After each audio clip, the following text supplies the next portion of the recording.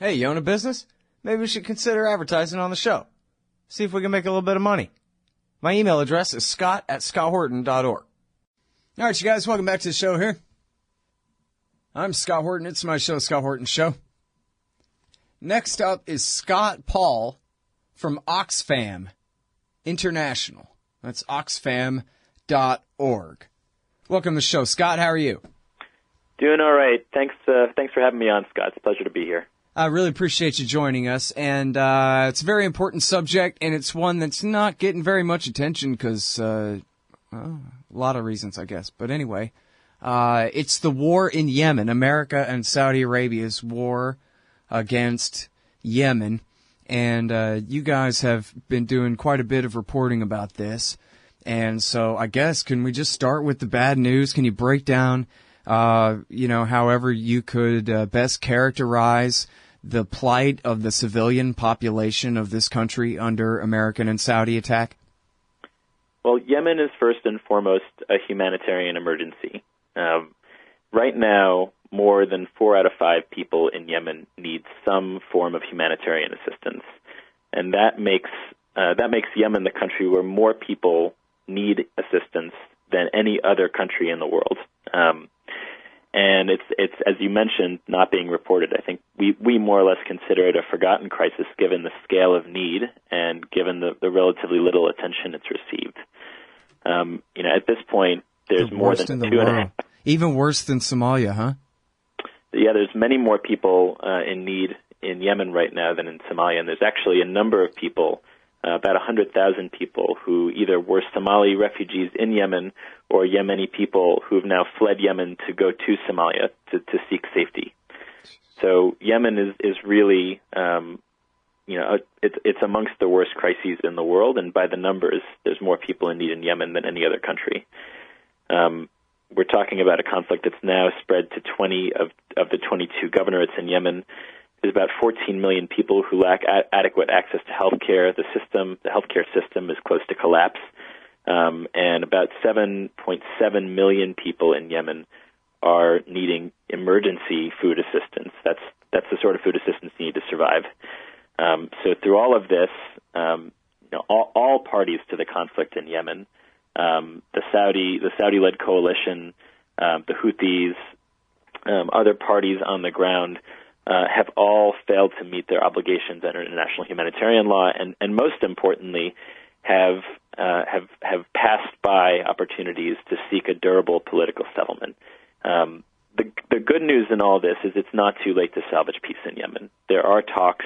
There's a political process that began last month that does have some momentum behind it. And our hope is, as we provide assistance, we're providing assistance to a little bit more than 600,000 people in Yemen. But there's no way that organizations like Oxfam can meet the scale of need without a durable peace. So we're calling on all parties to go back to the table and observe the ceasefire that they've agreed to and set forth an inclusive political process. Now, I don't know if this is just difficult to answer or impossible to answer, but do you know how many people have died of deprivation in the war? I mean, they say thousands have died in the fighting, right? Civilians and otherwise.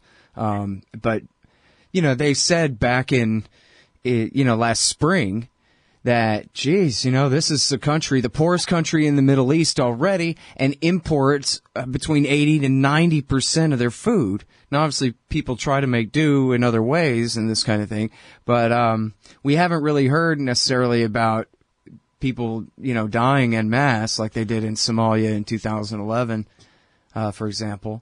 But maybe that's just because of a lack of reporting, or maybe I just missed it, or I don't know. No, it's hard to say exactly how many people have died due to deprivation specifically.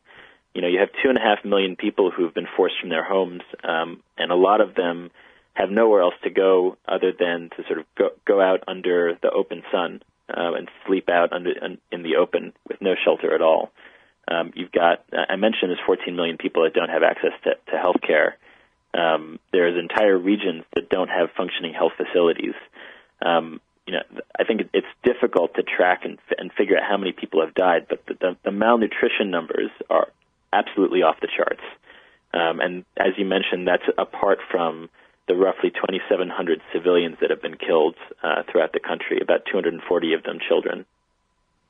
Yeah, even that is amazing that count is so low. That must be a very conservative estimate there after almost a full year of air war here. Yeah, and I think the people who maintain those numbers at the United Nations, they're aware of the shortcomings of their methodologies, but I think in the interest of credibility, they try to keep a conservative count. Yeah. But as you say, if 2,700 civilians is the conservative number, it is pretty frightening to think about what we might learn once the conflict ends about the extent of the damage that this has had on the civilian population. Right, then it'll be left to Alan Hyde and the Lancet and whoever to come and count the excess deaths over the time period from the one cause or another, comparing the death rates. What a sick business that America, this niche that America creates in the global market, right? And people come and count the number of people that we starve to death. And the American role in this conflict has been very confused. U.S. policy has been very disjointed. On one hand, the U.S. has called, at first privately, now publicly, for an end to the conflict. And according to reports, has pressed the Saudis and other members of the coalition to really to really work hard to achieve peace through the political process. But at the very same time, there's parts of the government that are pressing forward very urgently to supply the Saudis with more precision weaponry and ordnance that can be dropped in Yemen. And so you sort of have a situation where there's some very mixed messages coming out of Washington. And the coalition and the government of Yemen that's sort of given permission to the coalition to continue its bombing campaign is rightly reading that as a lack of political will in the United States to achieve peace. So for those of you who are listening who have who are disturbed by these reports, there's some really very important action you can take. You can tell your members of Congress that these weapon sales that are going forward to supply the coalition and Saudi Arabia in particular need to be stopped until there's a real clear political process in place so that those weapons don't end up hurting civilians in Yemen. Yeah, a recent guest pointed out that if there's any Yemen lobby at all, it's on the side of the war, not on the side of the people being bombed. There's no one to speak for them other than groups like yours. And as you just mentioned, regular, citizens in the country who, are disturbed by this and would like to see something done about it. But other than that, that's it. There's not a special interest group in this country that is here representing the victims in this case. And when it comes to the mixed messages, I think we'll just stick to what they do instead of what they say when it comes to billion-dollar arms transfers in the middle of this. And after all, that's reported by the Wall Street Journal and the LA Times and absolute official media from the highest levels. It's American planes that are refueling the Saudi fighter jets as it's American bombs hanging off of their wings and their F-18 or F-16s and F-15s that we sold them in the first place. It's Americans typing in all those GPS coordinates for where to go and drop the thing. I mean, this is an American war as much as it's a Saudi one. There's just no denying it at that point. I mean, it's not like the White House said that the Wall Street Journal had it all wrong or anything like that. You know what I mean? That's the story. Simple as that. It's America's running the Saudi Air Force. Yeah, I mean, the details of U.S. involvement in the coalition and support for the coalition, there might be a report here that claims a certain kind of support, a report there that claims another kind, but what's not in dispute at all is that the U.S. is on one side of its mouth saying we want peace, and on the other side of its mouth helping one of the parties advance its military objectives. Right. All right. I'm sorry to interrupt. We got to hold it right there and take this break. When we get back, I'll let you finish your statement and more. It's Scott Paul from Oxfam. Hey, y'all, Scott here for Samurai Tech Academy at MasterSamuraiTech.com. Modern appliance repair requires true technicians who can troubleshoot their high-tech electronics. If you're young and looking to make some real money, or you've been at it a while and just need to keep your skills up to date, Samurai Tech Academy teaches it all. And they'll also show you the business, how to own and run your own. Take a free sample course to see how easily you can learn appliance repair from MasterSamuraiTech.com. Use coupon code Scott Horton for 10% off any course or set of courses at MasterSamuraiTech.com. Hey, y'all, guess what? You can now order transcripts of any interview I've done for the incredibly reasonable price of $2.50 each. Listen, finding a good transcriptionist is near impossible, but I've got one now. Just go to scotthorton.org/transcripts, enter the name and date of the interview you want written up, click the PayPal button, and I'll have it in your email in 72 hours max. You don't need a PayPal account to do this. Man, I'm really going to have to learn how to talk more good. That's scotthorton.org/transcripts. All right, you guys, welcome back to the show. I'm Scott Horton. It's my show, Scott Horton Show. I'm talking with Scott Paul from Oxfam International. We're talking about the massive humanitarian crisis in Yemen, the worst humanitarian crisis on the face of the earth right now, all caused by Washington, D.C. and Riyadh, of course. If you don't mind a small tangent here for a second, Scott, I was wondering if you could tell me a little bit more about Oxfam. Seems like I probably should have been talking with you guys all along, but, I'm a suspicious type, so I wonder where you get your money and what your agenda is, and I hope you didn't support the war in Libya like Amnesty International did back in 2011 and things like that. Sure thing, Scott. Oxfam is an impartial humanitarian organization. We go wherever the need is greatest. We've been in Yemen now for almost 33 years. Our programs historically there have been very focused on development activities, trying to get youth and women involved in the political process. And of course, whenever there's a humanitarian emergency, we try to meet whatever need people have and to help them fulfill their rights. We didn't take a position on the war in Libya, and in situations like the war in Yemen, much like the war in Syria, much like the conflict in South Sudan, our agenda is to make sure people can enjoy the full range of their human rights. And in those situations, as in many others, that means first agreeing on a ceasefire and then achieving a durable political solution. Mm. This is a conflict in which there really are no angels. All of the parties in Yemen have committed some pretty significant violations of the laws of armed conflict, and all of them have passed by opportunities to bring the conflict to an end. So that's a bit about us. As I mentioned, we're reaching a bit more than 600,000 people inside Yemen, mainly to help them meet their needs related to clean and safe water, sanitation, and hygiene.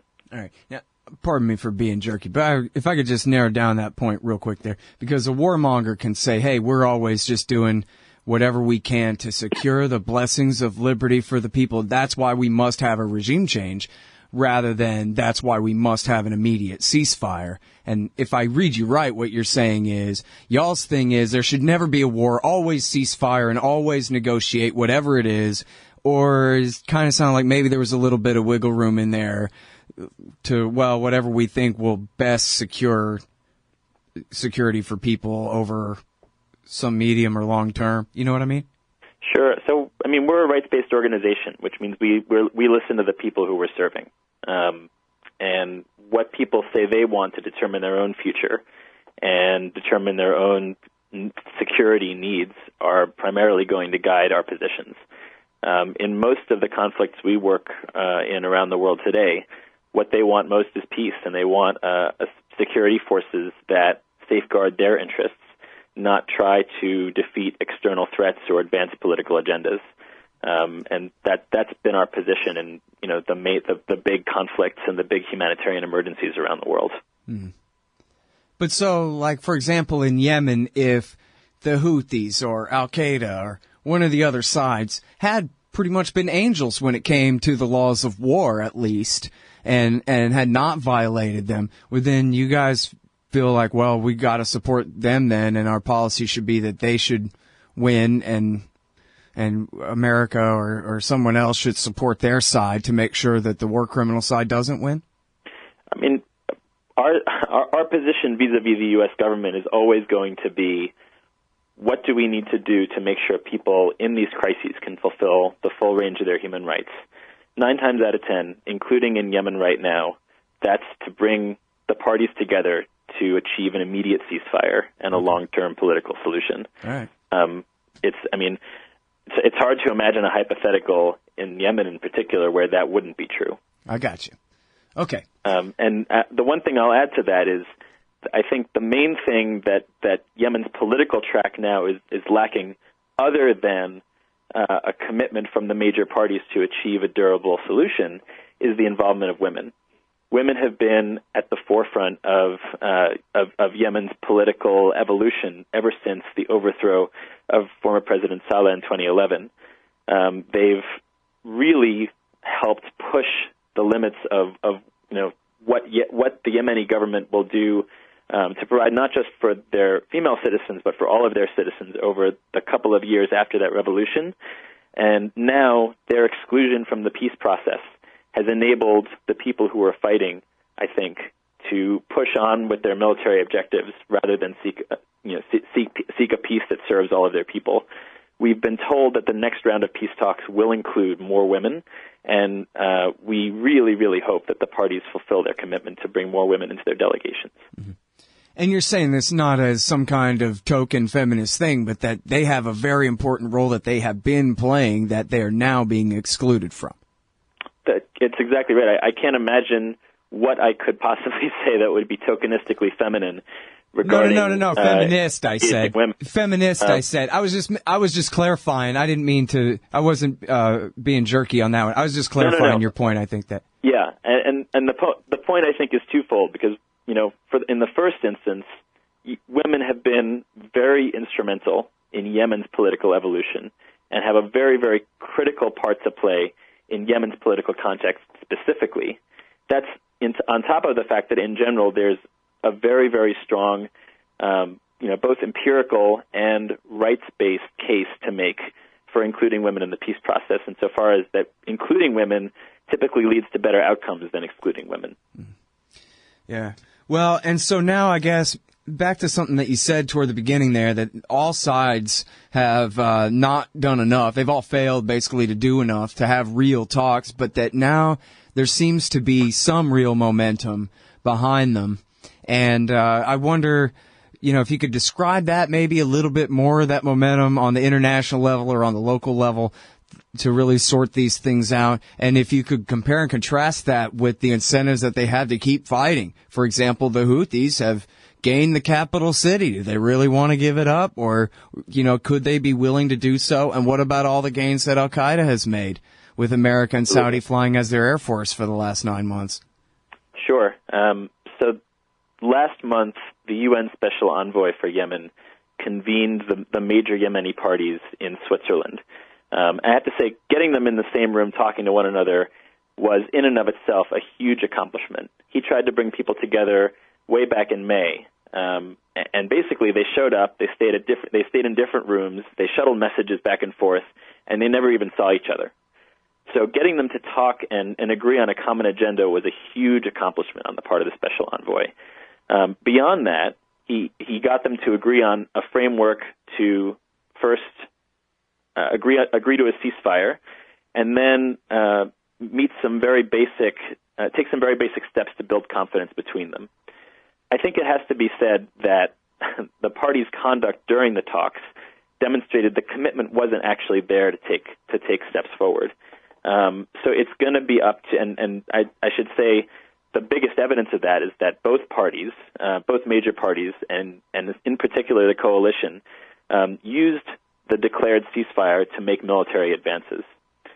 So now it comes down, as you said, to incentives going forward. Who has pressure on them to make peace? Who has something to gain to make peace? And who gains from continuing conflict? At this point, most of the parties have a great deal to gain from an inclusive peace process. The parties, I think, that are most concerned with peace are certain allies of the Houthis that realize they have no political future once the war ends, and the same is true for people associated with the government and the coalition. So it's really down to international powers like the U.S., like other major powers at the United Nations, to send a clear message to all of the parties that the international community simply isn't going to tolerate more fighting. And as I mentioned at the beginning of your program, it's awfully hard to send that message diplomatically when you're selling significant amounts of ordnance that you know are going to resupply the air campaign that's taking place. Yeah, and I guess I don't know if anybody really knows about the new Saudi king and whether if the Americans really read him the Riot Act, whether he'd care or not. I mean, and again, I guess as long as they're giving him weapons, it doesn't matter what they read to him. I think, yeah, and I think, people in the administration will say it's more nuanced than that. People are getting the message. They're making progress. Frankly, I think there's a point there's a point we can take away from that, but in the big picture, they're being naive if they think that anyone is going to listen to a call for peace while major powers are enabling them with defense assistance and weapons sales. Mm. Oh, and I'm sorry, let me ask you one more question here real quick. Where is Saleh now? And I guess I had read that he'd made an alliance now and brought a couple army divisions with him and joined up with his old enemies, the Houthis, that he'd attacked over and over again, empowering them so much in their victories against him that now they're this powerful enough to take the capital city and all this. But now he's with them, but he's not their leader, right? He's just joined up with them. And do you know? Yeah, the former President Saleh and the Houthis have found common cause in the Houthis' military advance. So it's they together comprise one of the parties or a set of parties that needs to be brought back into line and needs to be shown the merits of a peaceful outcome to this conflict. All right. Well, thanks very much for doing the show. I really appreciate it, Scott. My pleasure, Scott. Thanks for having me on. All right, y'all. That is Scott Paul. He is with Oxfam at oxfam.org. We'll see y'all tomorrow. Hey, y'all. Scott Horton here for MPV Engineering. This isn't for all of you, but for high-end contractors specializing in industrial construction and end users who own and operate industrial equipment. MPV offers licensed professional consulting on chemical and mechanical engineering for your projects. Tanks, pressure vessels, piping, heat exchangers, HVAC equipment, chemical reactors for oil companies or manufacturing facilities, as well as project management support and troubleshooting for those implementing designs. MPV will get your industrial project up and running. Head over to mpvengineering.com. Hey, all Scott here. If you're like me, you need coffee. Lots of it. And you probably prefer it tastes good, too. Well, let me tell you about Darren's Coffee Company at darrenscoffee.com. Darren Marion is a natural entrepreneur who decided to leave his corporate job and strike out on his own, making great coffee. And Darren's Coffee is now delivering right to your door. Darren gets his beans direct from farmers around the world. All specialty, premium grade with no filler. Hey, the man just wants everyone to have a chance to taste this great coffee. darrenscoffee.com. Use promo code Scott and you get free shipping. darrenscoffee.com. Hey, all, Scott Horton here to tell you about this great new ebook by longtime Future Freedom author Scott McPherson. Freedom and Security, the Second Amendment and the Right to Keep and Bear Arms. This is the definitive principled case in favor of gun rights and against gun control. America is exceptional. Here the people come first, and we refuse to allow the state a monopoly on firearms. Our liberty depends on it. Get Scott McPherson's Freedom and Security, the Second Amendment and the Right to Keep and Bear Arms on Kindle at Amazon.com today.